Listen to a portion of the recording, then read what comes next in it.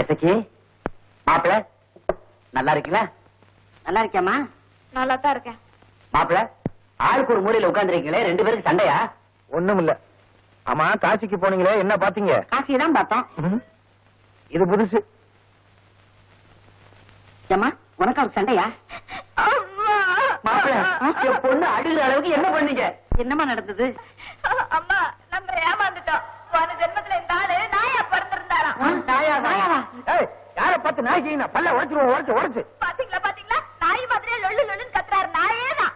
ஏண்டி நானா நாயி? நீ தான் போற ஜென்மத்துல உப்பு விக்கிறவளா பிறந்திருக்க. யார பார்த்து உப்பு விக்கிறேன்னு சொன்னீங்க? மரியாதையா பேசுங்க. ஆமா மாப்பிள்ள நாக்க உள்ள வச்சு பேசுங்க. ஆமா, நீங்க நாக்க முதுகுல வச்சு பேசுறீங்களாக்கும். நெத்தியில பொட்ட பாரு, அம்பாசிடருக்கு ரெட் லைட் போட்ட மாதிரி. நிறுத்தியா? என் பொண்ணு உப்பு வித்தவன்னு யார் சொன்னது? இதெல்லாம் கார்பரேஷன் மேயரா வந்து சொல்லுவாரு. கழுத்தே இல்லாத அந்த பண்ணாட பாயதான் வந்து சொன்னான். எனக்கும் அந்த பண்ணாட மாமா தான் சொல்லுச்சு. அடப்பாவி, எங்க அவன்?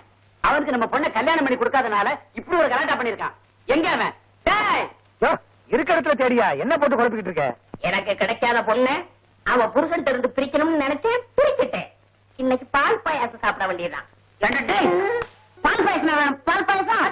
என்னடா உண்மையை சொல்லுடா, போன ஜென்மத்துல என் பொண்ணு உப்பு விட்டாளா? இல்ல. போன ஜென்மத்துல நான் நாயா பிறந்தேனா? இல்ல. அப்புறம் ஏன் போய் சொன்ன? இன்னைக்கு உன்னை கல்யாணம் பண்ணலாம்னு இருந்தேன். உங்க அப்பா அம்மா அந்த கல்யாணத்துக்கு ஒத்துக்கறல. உன் புருஷன் கூட சந்தோஷமா இருக்கிற பார்த்தேன், அதனால பிரிச்சுட்டேன். என்னைய மன்னிச்சிருங்க, என்னை ஆள விடுங்க, நான் ஓடிடுறேன்.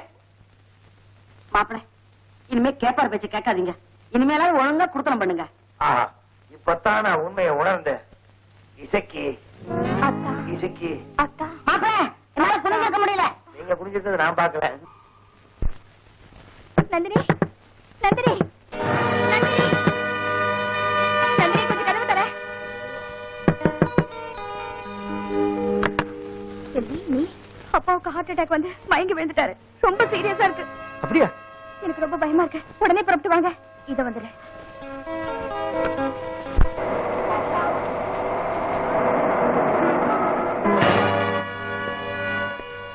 மாமா, உங்க உடம்புக்கு என்னாச்சு? எனக்கு என்ன, திட்ட திட்ட திண்டுக்கல்லு, வைய வைய வைரக்கல்லு. வயசு ஆக ஆக மாமா உடம்பு குண்டுக்கல்லு. நான் நல்லா தானே இருக்கேன்.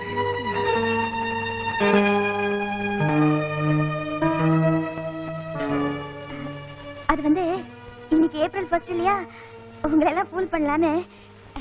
எப்படி? அப்படியா? நந்தினி,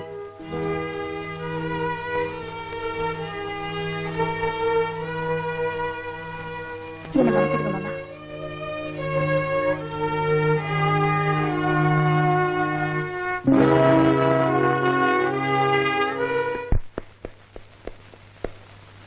நீயும் ஒரு பொம்பளைதாங்கிறத நிரூபிச்சுட்ட. இப்போ உனக்கு ரொம்ப சந்தோஷமா இருக்குமே. என்ன பாக்குற?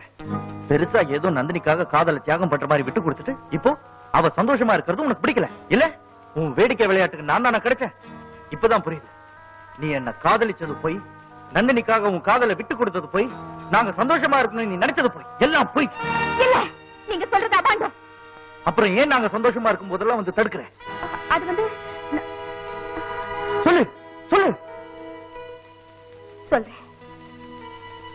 நான் சொல்றத கேட்கிற அளவுக்கு உங்க மனசை தைரியப்படுத்திக்கங்க.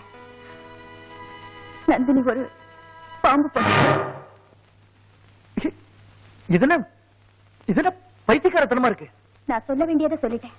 நம்புறதும் நம்பாததும் உங்க இஷ்டம். No. No. நீ சொல்றத என்னால நம்ப முடியல.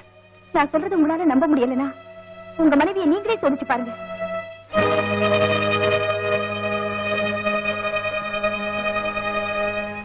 நந்தினி,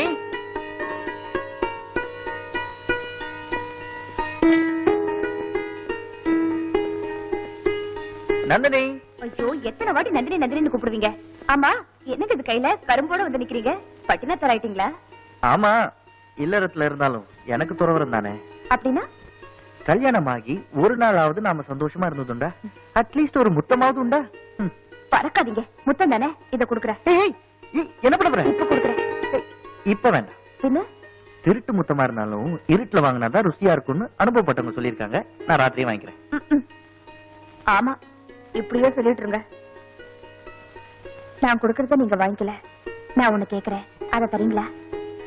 என்ன? உங்க கையில இருக்க கரும்பு, அதெல்லாம் எனக்கு ரொம்ப பிடிக்கும். அப்படியா? அது தெரிஞ்சுதானே நான் வாங்கிட்டு வந்திருக்கேன். இந்தா.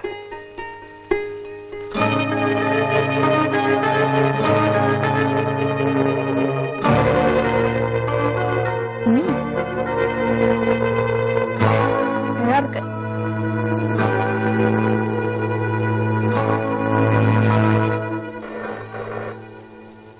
நந்தினி, போன் அடிக்குது பாரு.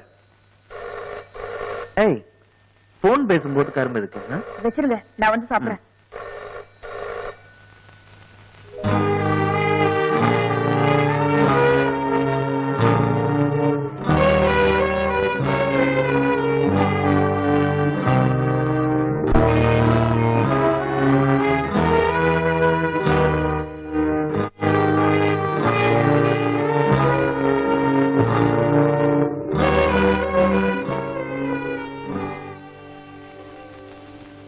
டாக்டர், மிஸ்டர் நாகராஜ், டெஸ்ட் பண்ணி ரிப்போர்ட் வந்துருச்சு.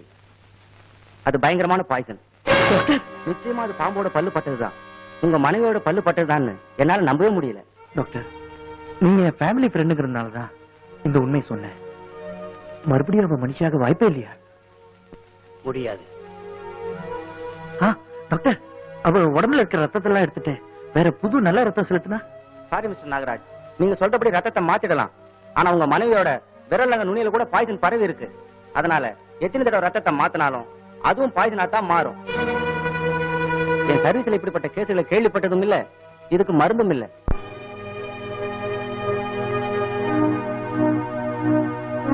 வரேன் டாக்டர்.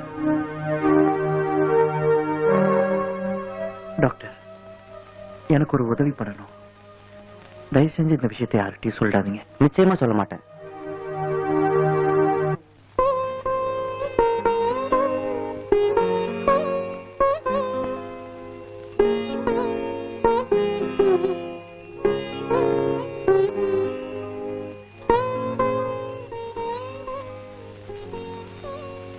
நந்தினி, ஏன் ஒரு மாதிரியா இருக்க? ஐப்பசியில விதை விதைச்சவனோ ஆடியில அறுவடைக்கு போனவனோ சந்தோஷமாவா இருக்க முடியும்? நீ என்ன சொல்ற? நான் ஏன் தான் கல்யாணம் பண்ணணும்னு இருக்க. அவரால எனக்கு நிம்மதியும் இல்ல, என்னால அவருக்கு சுகமும் இல்ல. நந்தினி, நீ நினைக்கிறது ரொம்ப தப்பு. அவர் உன் மேல எவ்வளவு பிரியமா இருக்காரு தெரியுமா? என்ன பாக்குற? உன் மேல அவருக்கு பிரியம் இல்லைனா உனக்காக இந்த நெக்லஸ் வாங்கிட்டு வந்திருப்பாரா? இது பாரு.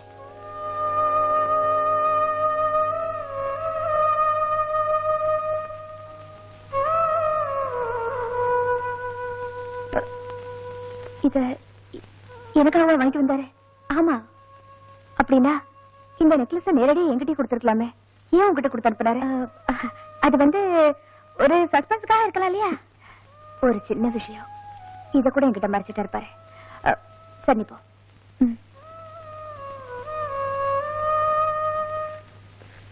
என்னங்க? என்ன நந்தினி? உங்ககிட்ட ஒரு விஷயம் கேட்கணும். கேளு. ஒரு சின்ன விஷயம், இதையே என்கிட்ட சொல்லாம மறைச்சிங்க. நீங்க சொல்லலனா எனக்கு தெரியாம போயிடும் நினைச்சீங்களா? எனக்கு எல்லாம் உண்மையும் தெரிஞ்சு போச்சு. யார் சொல்லிருப்பான்னு பாக்குறீங்களா? எல்லாம் சம்பந்தப்பட்டவதா செல்விதான் சொன்ன. செல்வியா? ஆமா, அவ சொல்லி நான் தெரிஞ்சுக்க வேண்டியதா போச்சு. ஏங்க என்கிட்ட இருந்து மறைச்சிங்க? நந்தினி, உன்கிட்ட நான் வேணும்னு மறைக்கல. நம்ம கல்யாணத்துக்கு முன்னாடி செல்வியும் நானும் உயிருக்கு உயிரா காதலிச்சோம். ஆனா நீ என்ன விரும்புறன்னு தெரிஞ்ச உடனே செல்வி உனக்கு என்ன கல்யாணம் பண்ணி வச்சுட்டா.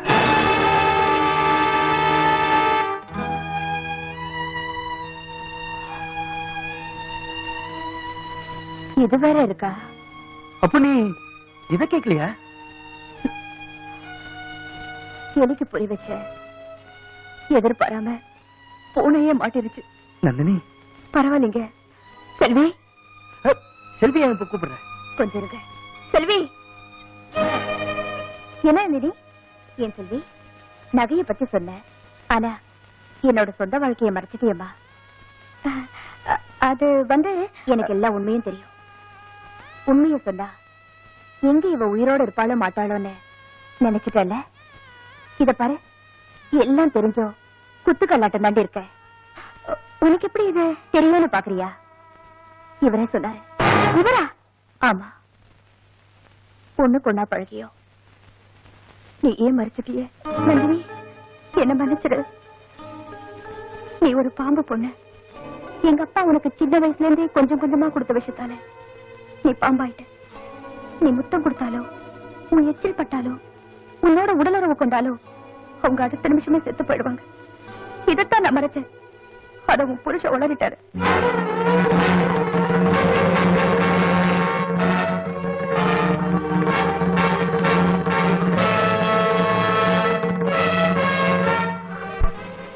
இது வேற இருக்கா? அப்போ நீ இதை கேட்கலையா சந்தினி? இல்ல, பூனைக்கு பொறி வச்ச, ஆனா எதிர்பாராம புலிகை மாட்டிருச்சு.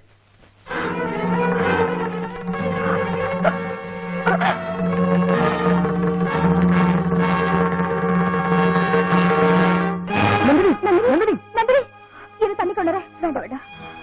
இந்த பாம்பை இப்பதான் பால் குடிக்கிறேன். இது கொண்டு நீங்க போயிடுங்க.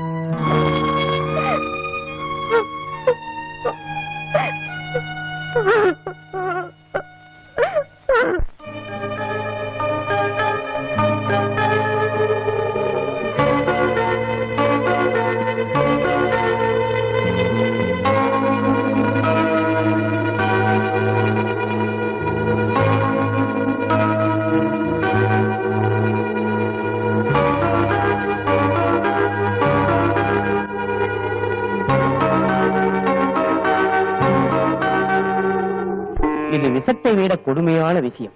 இதிலிருந்து உன் மனைவி விடுபட மருந்தோ மாயமோ இல்லை. இதை தெய்வத்தால் மட்டுமே குணப்படுத்த முடியும். ஐயா, என் மனைவி எப்படியாவது உயிர் வாழணும். அதுக்கு நான் எதுவுனா செய்ய தயாரா இருக்கேன். உன் மனைவியின் உடம்பில் பலதரப்பட்ட பாம்பின் விஷங்கள் கலந்திருக்கின்றன. இதை அபூர்வ சக்தியில் ஒரு பாம்பினால் மட்டுமே எடுக்க முடியும். அப்படி எடுத்தால் உன் மனைவி பூர்ணமாக குணமடைவாள். அப்படியா? ஆமாம். நந்தினியின் வேதனை தீரும். வேதனை தீர்த்த நாகத்திற்கு சோதனை ஆரம்பமாகும். ஐயா, நீங்க சொல்றது? அப்படி விஷத்தை எடுக்கின்ற நாகம் அந்த விஷத்தின் கொடுமை தாங்காமல் அரை மணி நேரத்தில் இறந்துவிடும். என் மனைவி உயிரோட இருப்பாங்கிற நம்பிக்கை எனக்கு விட்டு போயிருச்சு. தம்பி, ஏன் அப்படி சொல்கிறாய்? உயிர் தியாகம் செய்யற அளவுக்கு ஒரு பாம்பு எங்கேயா இருக்கு? வர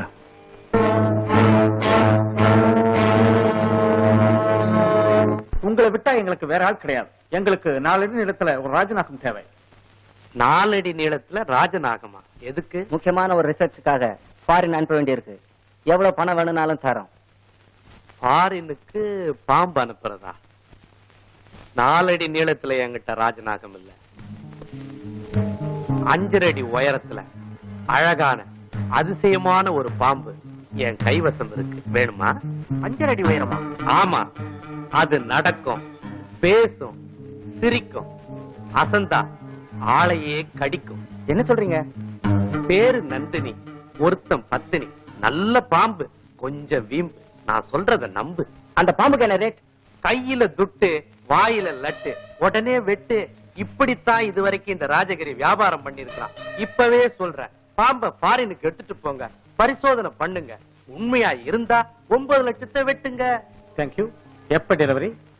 நாளைக்கு 1ஆம் தேதி ஜனவரி பீச்ல உங்களுக்கு டெலிவரி. நாளைக்கு பீச்ல டெலிவரியா? நானே உங்களை டெலிவரி பண்றேன்டா பிஸ்கோத்து பசங்களா. நீங்க சொல்றதெல்லாம் உண்மைதான் தம்பி. ஆட்டை கடிச்சு மாட்டை கடிச்சு கட்சியில மனுஷனையே கடிக்க பாக்கலாம். அந்த படவா ராஸ்கோல் ராஜகிரி பைய உன் சம்சாரத்தையே கடத்த பாக்கலாம். சட்டவிரோத கும்பலுக்கு அந்த ராஜகிரி தான் தலைவனா இருப்பான்னு சந்தேகப்பட்டேன். அது சரியா போச்சு. எங்க சந்திக்கிறதா சொன்னாங்க? ஐசாலக்கிரி கிரிகிரி, சைதாப்பேட்டை வடகிரி, 1ஆம் தேதி ஜனவரி, பீச்ல டெலிவரி அப்படின்னா ராஜகிரி. அதுக்குள்ள அவங்க கதையை முடிக்கிறேன்.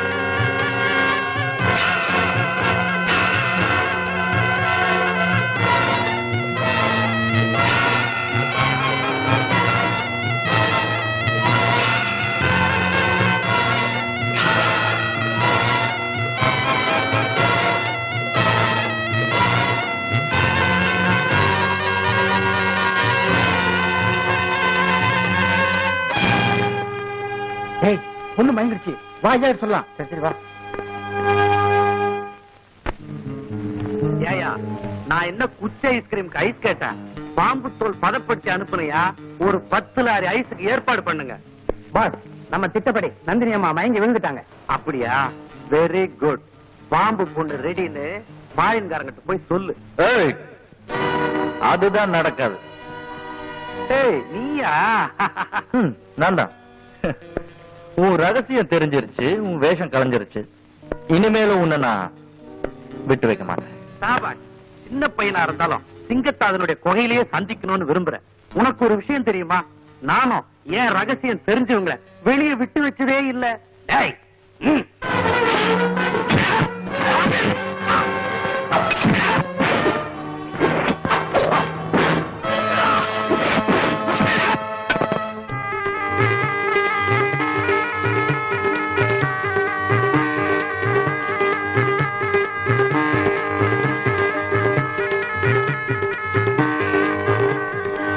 உன் மனைவியின் உடம்பில் பலதரப்பட்ட பாம்பின் விஷங்கள் கலந்திருக்கின்றன.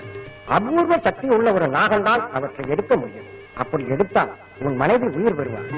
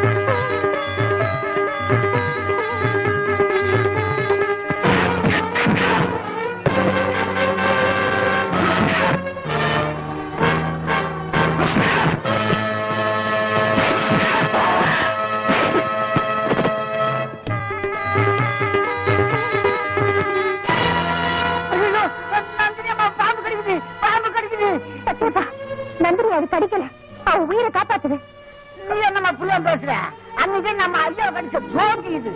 அது துரோகி இல்ல, தியாகி. என்னம்மா சொல்ற?